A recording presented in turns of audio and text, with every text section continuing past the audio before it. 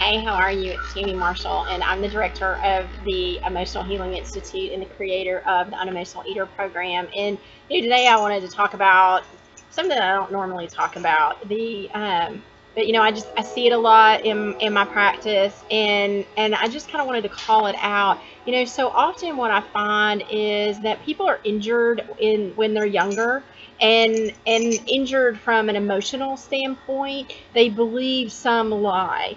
You think about when you're 5 or 6, you only have knowledge of a 5 or 6 year old, and you don't understand all the intricacies of relationships and the pressure of adulthood. And so, somebody can say something in an instant and just and somebody's heart be injured, and then the next thing you know, you're in your 40s and you're still walking around with 5-year-old information. I always use the example of the little girl that comes in and she wants to show her daddy her dress. And, he's had a long day and he's reading the newspaper, and she comes in and she goes, "Look at me." And, the dad pulls his paper down and he looks at her and he's like, "Yeah." And he pulls his paper back up and just keeps on reading. And in that moment, is where these things happen, because in that moment, that little girl can make a decision. She makes a decision of, oh, there's something wrong with me because my dad doesn't pay any attention to me. Or she can say, oh my gosh, I'm fat, or I'm ugly, or my daddy doesn't love me. Or she can just go on to the next person and go, look at me. It's in those moments that our perception where injury takes place. And so sometimes some of the work I do is about looking at those places where we get injured, and about whatever the perception is. The reason that I bring it up today, I was working on someone earlier, and they have been believing a lie since they were 8. And as God told us where because he struggled with anger, and so God kind of showed him where to look. And in this moment, his mom was just in a really painful situation, and she made a statement, and he took it personal.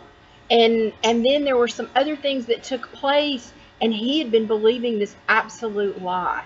And just from a spiritual standpoint, I'm a Christian and I don't push my beliefs on other people, but from a spiritual standpoint, that lie has kept him off of what he has been called to do, and it has kept him in this spirit of bondage.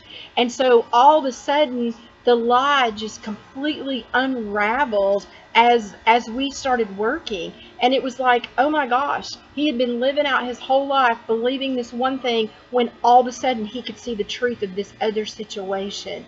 And so if you've been struggling for a long time with some of those old things that just kind of keep rearing their head, and you just don't know how to get them resolved, then some of the tools and techniques that I use to teach people how to break up with food, I use at an advanced level, just because people deserve to be free. That's I don't know, that's the place where some of the identity stuff happens. And, really for me personally, it's about having an identity in Christ.